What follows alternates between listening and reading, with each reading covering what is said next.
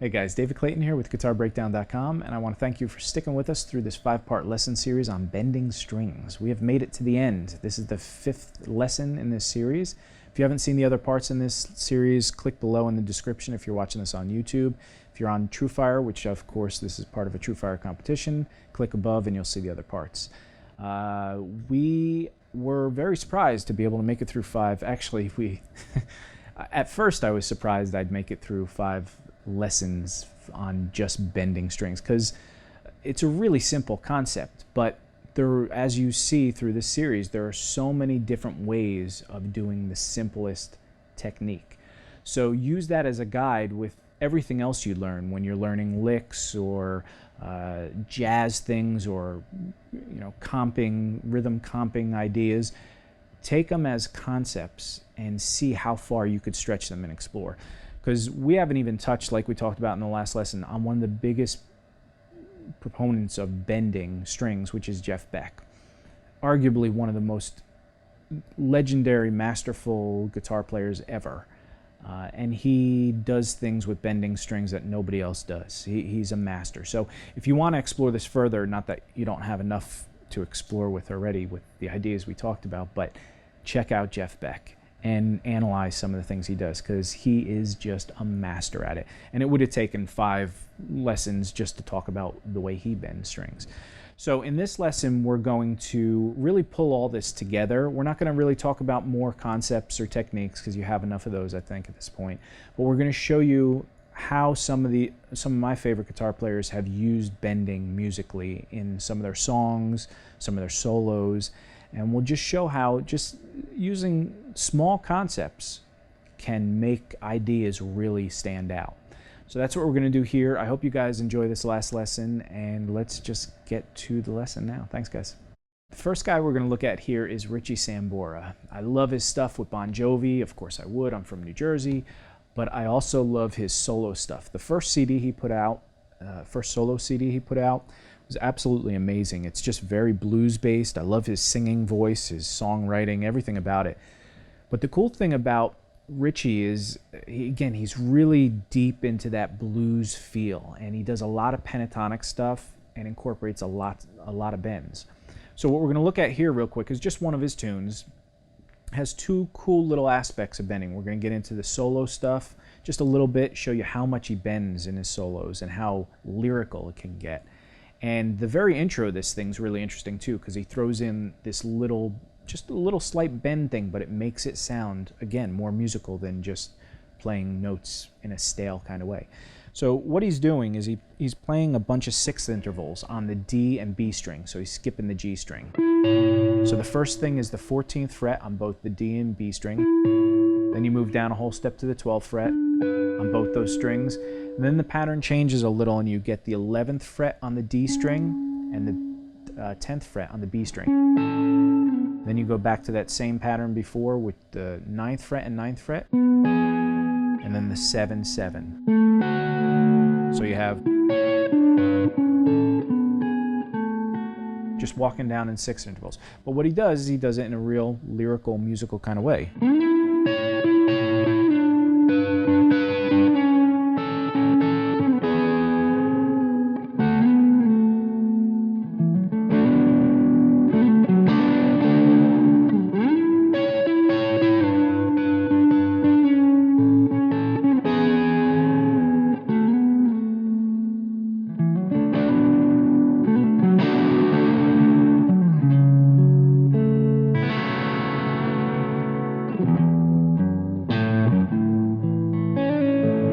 Right? Really cool musical way of, now if you caught where the bend was, it was just a real simple thing, but it made this whole thing really come off.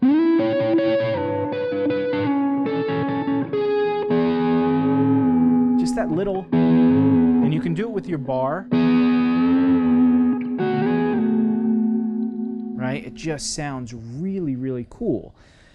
Now, that wouldn't stand out for most people, but I'm not most people. So to me, that just really stands out in a way of going, wait a second. So instead of just doing,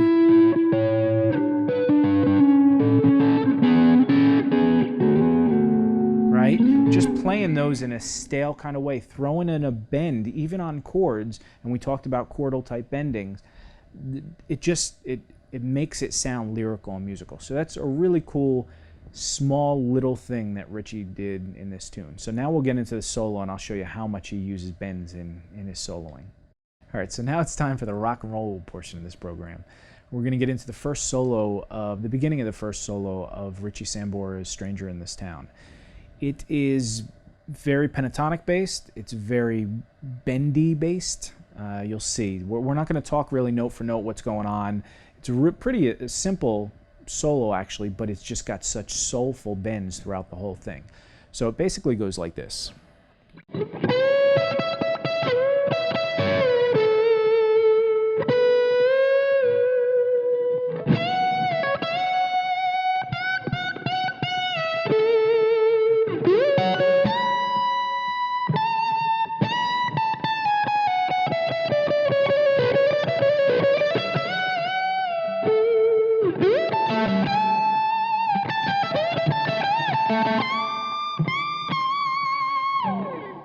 Right? Tons of bends. I mean, everything is a bend.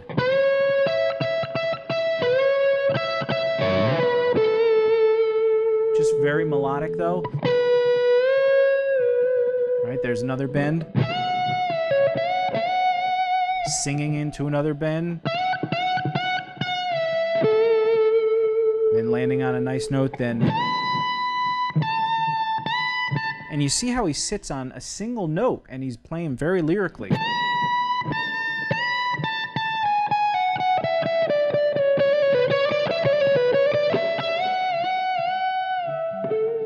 Then he bends it, and he bends it a couple times, right? Then he rips into... Right? And then he gets into that whole little bluesy, pentatonic kind of bending. And then, of course, he ends on... another bend. I mean, the whole thing is based on pentatonics and bending strings, but you hear how lyrical it is. And now if you listen to that song, you know, with all the music going on, you hear how it blends just so beautifully. And it's like a singer, and that's kind of what you want to do a lot of times with what you play. You want people to be able to relate with it. So if you're just playing licks and lines all the time, the general listener is going to get kind of tired of that. But if you're bending strings and you're just holding them, people hear that and they feel it. So that's the Richie Sambora thing. There's so much more we can go on, but we're going to move on to Gary Moore next. So on to Gary Moore. We haven't talked a lot about his playing, but he's one of those guys, again, very expressive, very bluesy, rich in bending. He does a lot of bending, of course. And this melody is one of my favorite melodies to just mess around with. Mess around with the timing, mess around with bending certain notes, and you can get aggressive. It's just such a melodic vocal melody that it's really easy to spend time with. So I'll play it a few different ways. The first time I'll just play it kind of straight and generic, and then I'll show you how you can mess around with some of the bends and the phrasing. So it basically goes like this.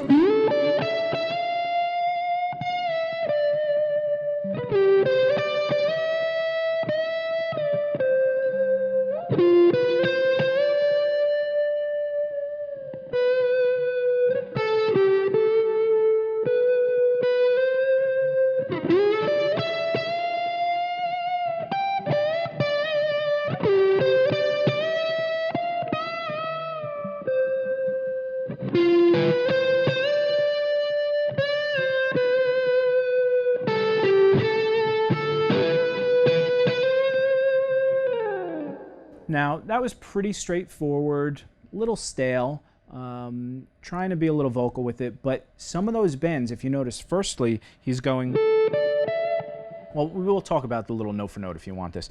The 14th fret on the G string to the 15th and 17th fret on the B string. Then you bend up a half step from that 17th to the 18th fret. And then you just go back down from 17 to 15. But you want to add some vibrato. Play with the dynamics of the picking. You don't want to pick everything just hard or the same level, so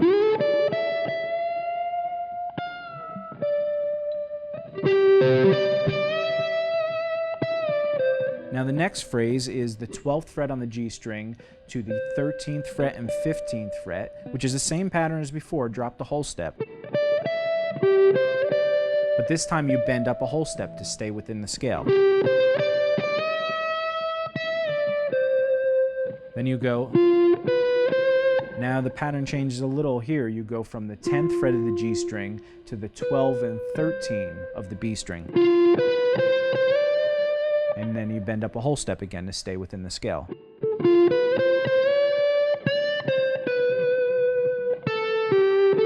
Then you just pivot from 10 on the B string to 12 on the G string. Back to 10, 12, 13 on the B string. So the whole thing.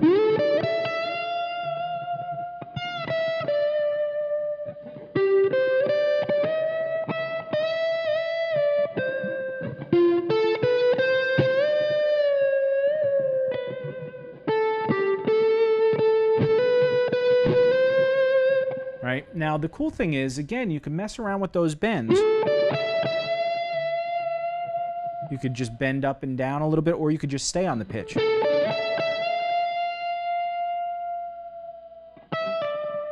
Then you can pick some notes, not pick other notes. You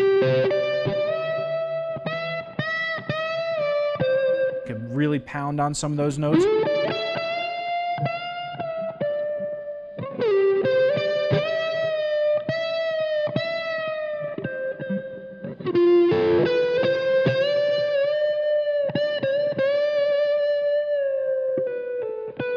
Then this walk up, you could throw in some bends. So, right now I'm just doing the G string, bending up to the actual note that you're playing on the B string. Go up a whole step, go up a half step, right? So that'll sound like.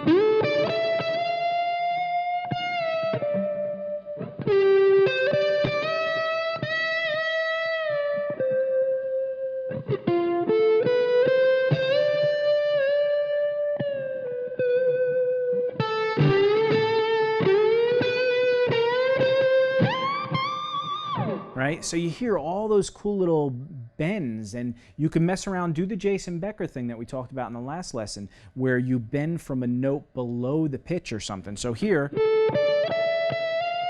right, that's the note we're bending. We'll go down a half step to that 16th fret and try that bend up a whole step.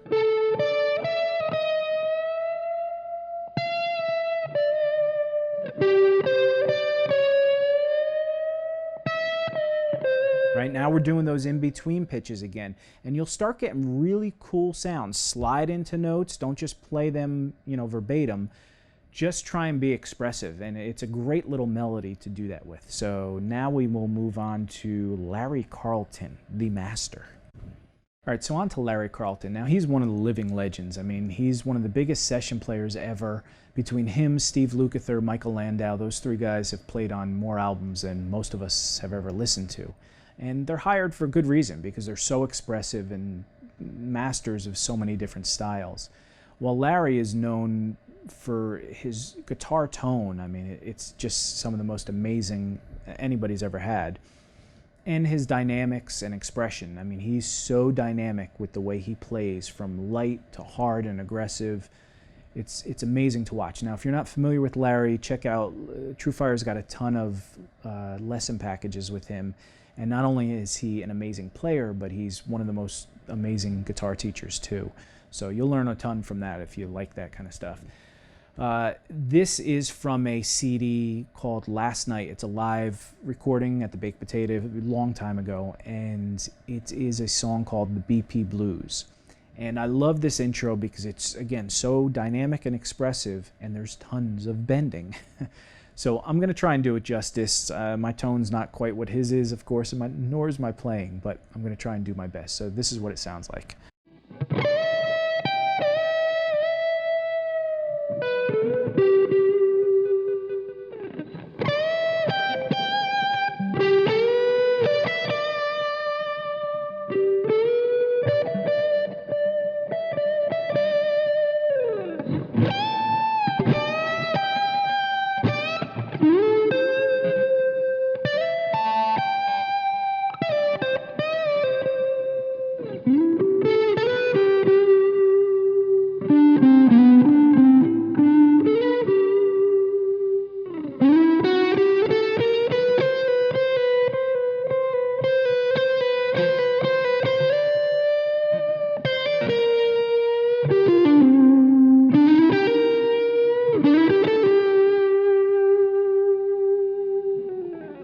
right? Really, I don't know if I captured his soulfulness, but it's, especially without music, when you hear it with the music, it just sounds so good.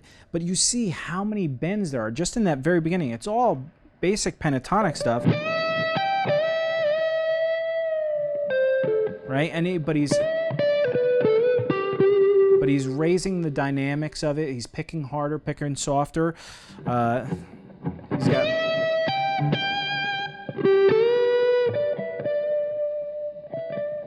you know, dynamic picking there. Then he does just those 3 notes alone, the 15th fret on the E string, then the 15th fret of the B string, back to that. Then you have a whole bunch of, even this little walk up.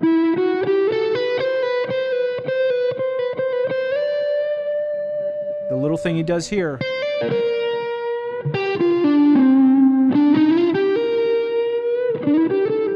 He does little quarter step bends in there, and it just sounds so musical and expressive.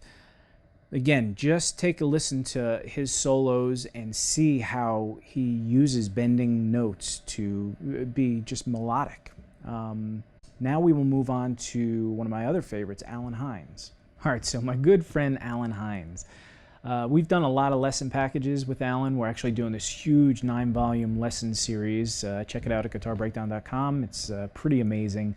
Goes through everything from talking about modes, how he uses them, legato, which he's pretty known for, just everything. You could see more about it on the website. But he does, again, some very subtle bends that make everything very lyrical and musical. And Alan's kind of known for his tone too. It's just all these guys that do this the right way, the expressive bending, they seem to have that tone thing dialed in, from Gary Moore to Larry Carlton to Landau and Alan Hines. So this is a song off of his CD. It's called Fact of the Matter, and there's just a few little bends in here that make this thing. He starts out with a couple bends that are just so expressive. And again, I'll try and do this justice, but it goes like this.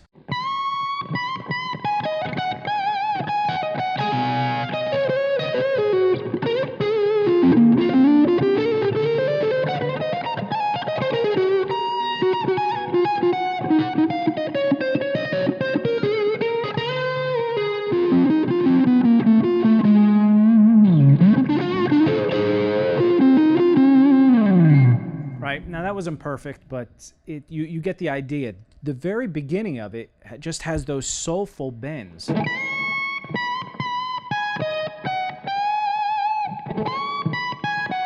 He's just playing basically A-flat minor pentatonic from the 1916.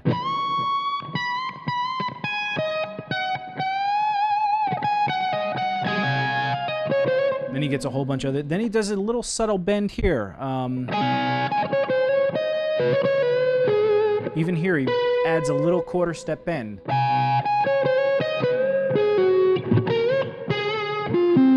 And right there, really cool little thing, right? There's a few other little bends in there, but again, they're hidden. It's not, you don't have to do every note as a bend. These are just subtle techniques, and I'm just trying to show you how within a solo or an intro to a song, buried in there, you throw in a bend here or there, and it may seem like rudimentary and a very simple thing, but you see how musical it can get, and each player uses it in slightly different ways. So that was just a brief touch on his stuff. You want to really listen to some more of his playing, get some of his CDs, and get some of those lesson packages. You'll get a little insight into another masterful guitar player. So the last one, let's move on to Scott Henderson. All right, and so there is no better guy to finish off this whole lesson of examples with than Scott Henderson. He's yet another masterful guitar player. I'm sure you guys have heard of him. If you haven't, check him out. He's amazing tone, amazing feel, aggression, based in the blues, but he's got the jazz fusion thing. Most of you guys probably know who he is. But he does this cool little step and a half kind of bend, and we've touched on this before, and I'm going to show you an example. It's just one little thing he does in this whole little outro of a song. The song is called Tore Down House, and this is just the outro of it, and I will try and do it justice. Again, these guys are really hard to emulate, so I'm just trying to do my best. It goes something like this.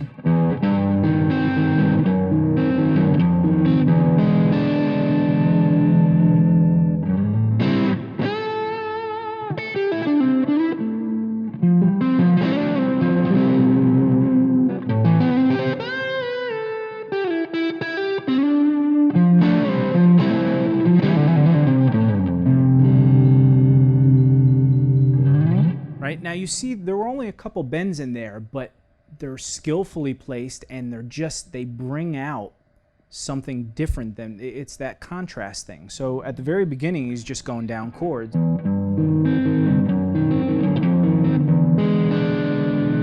Brings out this tension, and he screams into a note.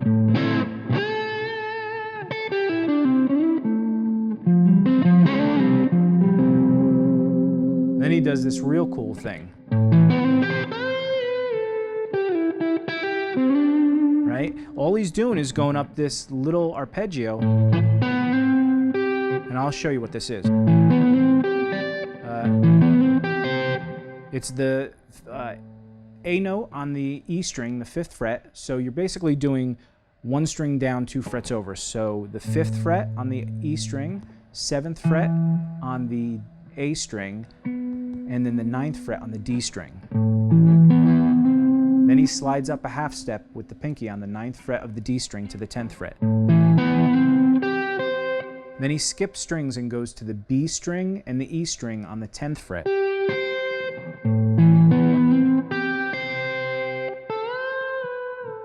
Then he takes the 10th fret on the B string, and this is the cool bend, he bends up to the C note from the A note, so you're going up a step and a half.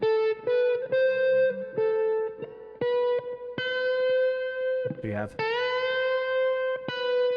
Then he goes back down to the B note, and then back to the A note. So it's.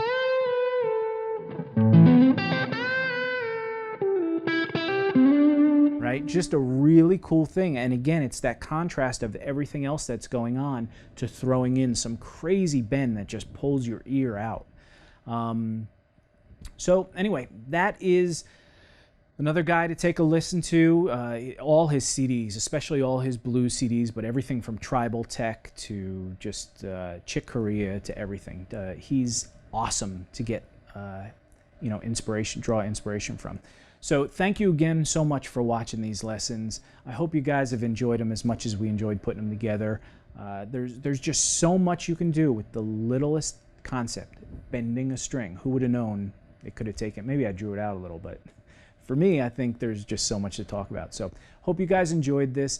Thank you again to TueFire for putting this contest together. Thank you for all the contestants that are in this. They're such cool guys.